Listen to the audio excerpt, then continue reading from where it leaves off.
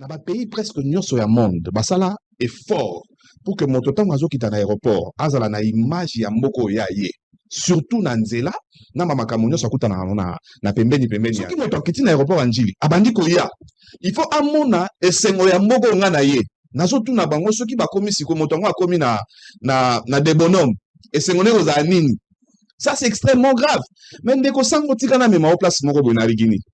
Na Rigini toza na avenue Beni entre université Beni et yepe na parc Virunga. Liboso ya lupangu ya père de famille. Place père de famille à Kola. Et pas na bango basali Newlis. Mais ndenge to so la boye. Érosion comme ça ma. C'est-à-dire qu'on a pris des gens qui, je ne sais pas si Bazakana Bolingo Mboka Ponsusu ke Yakisasa. Mais ce que nous avons dit le 14 mars 2024, le jour où le président de la République a fait la révisitation à un contrat, il y a 6 communes. Vous savez que dans ce contrat-là, il est prévu que les Chinois, déjà sur les 4 frontières, on te donne un péage ou écoute ça à Congo. Tu peux ça dans 3. Bango bazwa péage ya Kasangulu, bazwa péage ya Kenge, bazwa péage ya Lukala. O écoute ça mbongo. Batikeli Foner, péage ya Pont Maréchal. Et ngana bino to ebike, moto okena po après Pont Maréchal mbongo écoute raté pour entreprise nyonso. Et souka mingi na Matadi pe avant Matadi. Ils avaient le devoir de kotonga banzela. Mais nzela o tozotala o na bengi yango national numéro 1 ebandi banda mwanda. Mais siko tango ezo eza bypass. Tango ezo koma sikoyo donja kaka na monga fula makambe bandi. Mabulu wana za su bani d'oiseau bani de poule te et komi ba mabengi.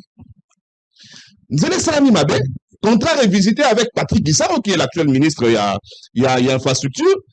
Il y a Anjoua Kabuso, 32 millions, il vous souviendra le 17 juillet 2021, je crois, avec Gentini Mobila. 32 millions de dollars pour passer là, Kinshasa, 0 trou. Bangonde va signer un contrat, tu vas sous l'obiawa. Tant que vous avez un contrat pour Nanzela, vous avez un contrat à Caniveau. Tant que vous avez un contrat à Caniveau, vous avez un contrat à béton, il faut couvrir Caniveau. Et si comme Moïbi a qui ça y a bakambi a qui ça c'est mon anande ya ngwana. Bango va dire non seulement bon ya diminuer épaisseur il y a bitume, il y a macadam, bah il y a des choses sous mongo ya bah il faut couvrir ba caniveau. Ils se font beaucoup d'argent alors que c'est la population. Population doit souffrir. Monsieur Lille Pongine la okiba na kisasa ba obengaye, au lieu que ndeko buka bandaku kaka kuna musaba osala oyo, to ebisa que so ni vraiment buka bandaku, banana na bandaku abeda chou. Bon on va tonga na li ya rivière Gombe.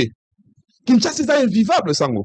On dit que poto koma awa entre Bokassa na robot ya stade de Marty, au cours ça la 3 heures du temps.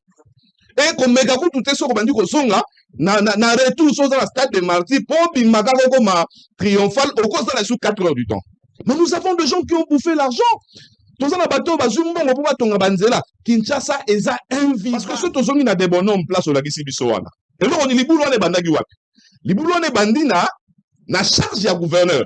Parce que pour comme on a principal national numéro 1 et bandaki na entrée à des bonhommes. Entrée wana ça fait plus de 2 ans libulu mo salamana bas ki parangote. Nde bandi ko lia ma comité place wana. Où est le gouverneur? Où est Gisaro? Moi tout notre 32 millions sur opération 0 trou eza sous souté pour yo gentili kuta ça kenda. Ba utso binsa sous 20 millions pour ton 20 millions bimili sous. Voilà gouvernement central c'est extrêmement grave. Ça mo yebi na mai tomela ka oyo. Mai oso sombi yango 500 francs. Gouverneur ya ville ya Kinshasa. Aza après les taxes, aza na 200 francs na chaque bouteille en plastique. Na chaque bouteille en verre, bazaka na 500 francs. Ça veut dire que par mois, basalaka na calculer avec ndenge basalaka nini, par mois batuana bazaka au moins na 2 500 000 $. Il y a taxe car à prélever. Ba regarde le baké sango to bomusi bi onzela oza 150 mètres. Ba regarde le baké to bomusi kabamba. Mais au début pour na tango élection ba ville na so mususu ba postulaté. Pour ba matériaux ya saigné komate. Bonzele zate. Moka soko nyeke liboso eloko liboso ba bongisa les aranzela. C'est là ben là où la route passe les développements. L'opinion retiendra une chose que oyo mona boezali kozanga bolingo ya Congo et bonga ki ya teboy puisque gouverner c'est prévoir. Quelles sont les précautions que nous prenons? Ce n'est pas parce qu'on est du pouvoir qu'on doit tolérer ou accepter certaines choses. Le président Tshisekedi lui-même prêche par l'exemple. Quand ça ne va pas, il vous dit ah là ça ne va pas. Quand ça va, il dit non, là ça va, il faut encore fournir des efforts. Alors il faut faire davantage. Mais je souhaiterais que to banda na esika o esengeli. C'est-à-dire que 20 millions de esengeli koyeba qui est la société qui existe. Tous recommande un dossier à Matata, bien sûr. Mais lorsqu'on analyse d'entreprises qui ont œuvré dans le dossier à Matata, vous allez vous rendre compte que les entreprises qui n'ont existé qu'au moment où sa décision est bon, c'est Zomaki, les entreprises et quelques mois plus tard. De la même manière avec 55 territoires. Non, mais c'est ce que je trouve. Exactement. Nandenge mutu na bino za na tête à ville. Boso mona téléphone mon nègre. Dommage que Assemblée provinciale qui chasse à pèse à monter à Combo. Ma figurant un gouvernement, il y a ville. Na makambo zo sala, na mutu na bongo gouverneur à ville. Bovanda bolo bagelote. So ipenda bozara na pouvoir.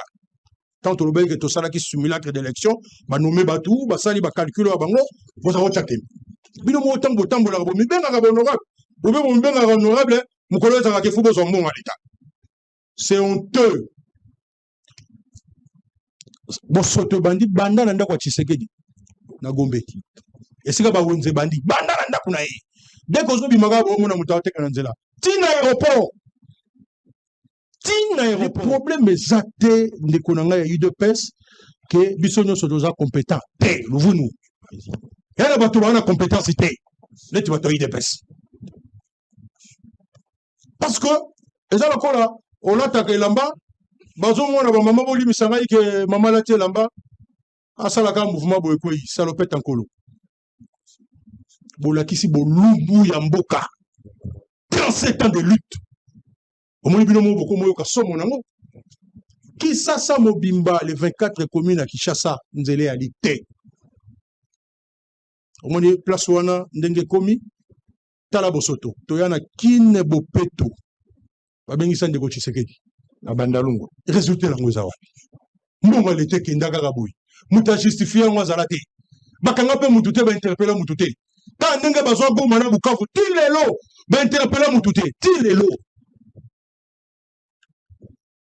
boye na zéro tout mbongo lete bimi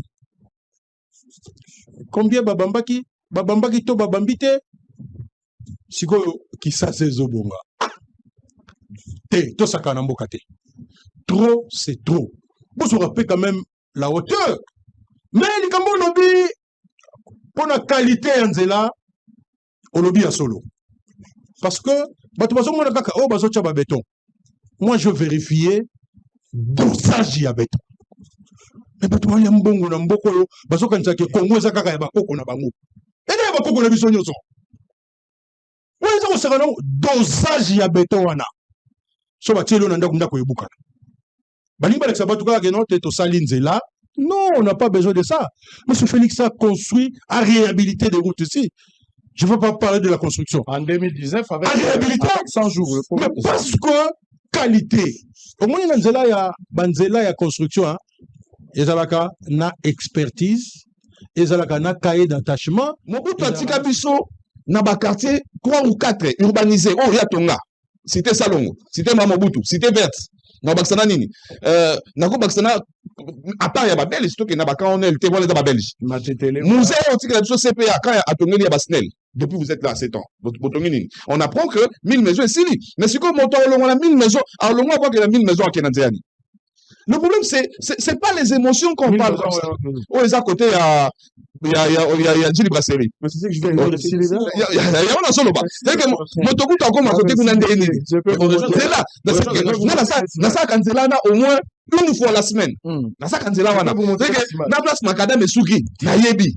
C'est mon école. Pour comment tu kuna nzele ça te. Et puis dans cela on a ba canifo et ça te. On aura ce même problème si on a les mêmes personnes. Pourquoi je dis c'est l'homme, c'est moi je remets aussi au législateur. Le loi batonyo so ba linga ba so mbaka na lemba na lingwala na matete. Et si le législateur pondait une loi, alors but moto alinga so mabe na kisasa, mikololo tolingi katakata su na kisasa te biso soto kene mekao.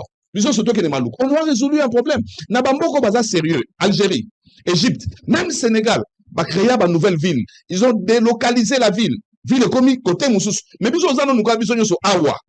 Moto alingi na kisasa to comme côté na 8 sur 15. 8 sur 11. Pourquoi moto alingi avant dans la lemba Mais si le législateur, bon, bah là, la raté bien, bah, 40 000.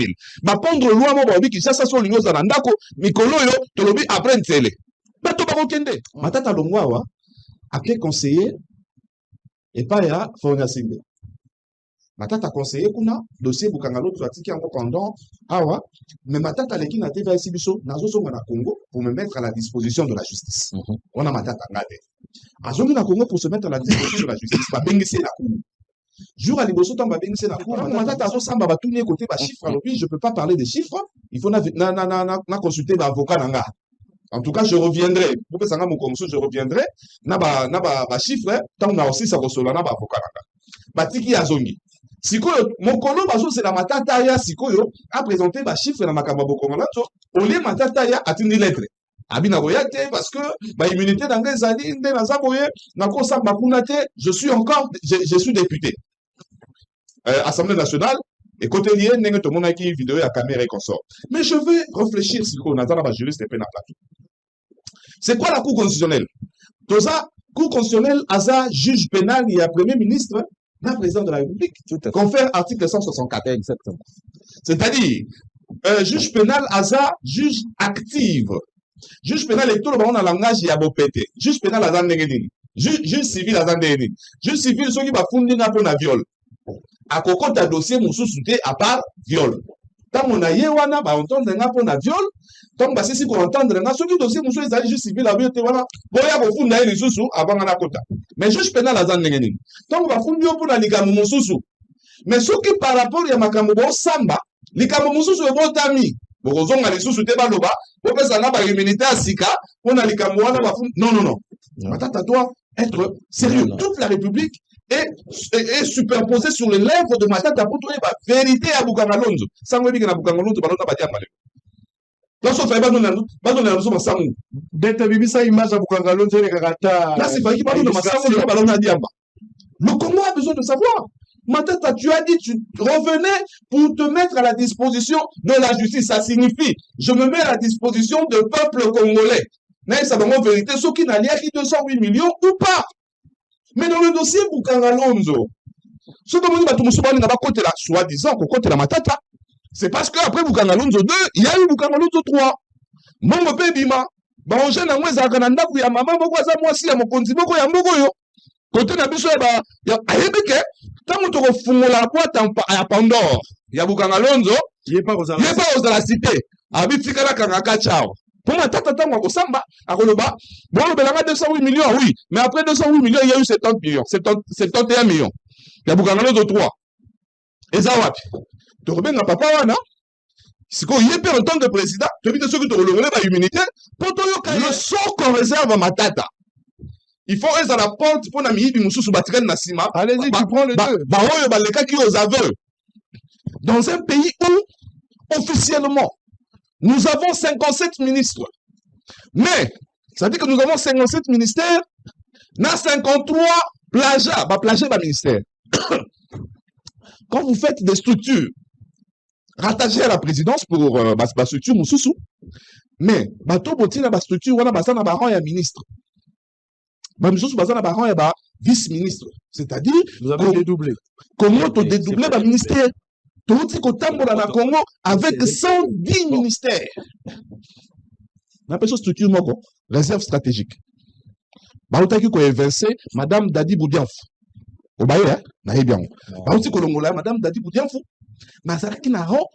Il y a des structures dans Mboka Oyo, bazwaka frais de fonctionnement, il y a 300 millions de francs congolais. Mais dans la réserve stratégique, Bazaki n'a frais de fonctionnement, il y a 430 millions de francs congolais, alors que Bazaki moins de 50. Et tout ça, c'était cartel moko ya ba mafieux, ba organiser match na bango pour ba saigner République. Le dossier Matata tout c'est la mo pour anini. Pour te dire que Matata soki le loi kangami, lobby Nicolas fois kangama. Je dois être clair. Le Congo a besoin de savoir. Parce que si vous arrêtez Matata pour Bukangalonzo, ne laissez pas Nicolas pour Lampadaire, ne laissez pas Nicolas pour tout ce que vous savez là. Nous voulons connaître la vérité.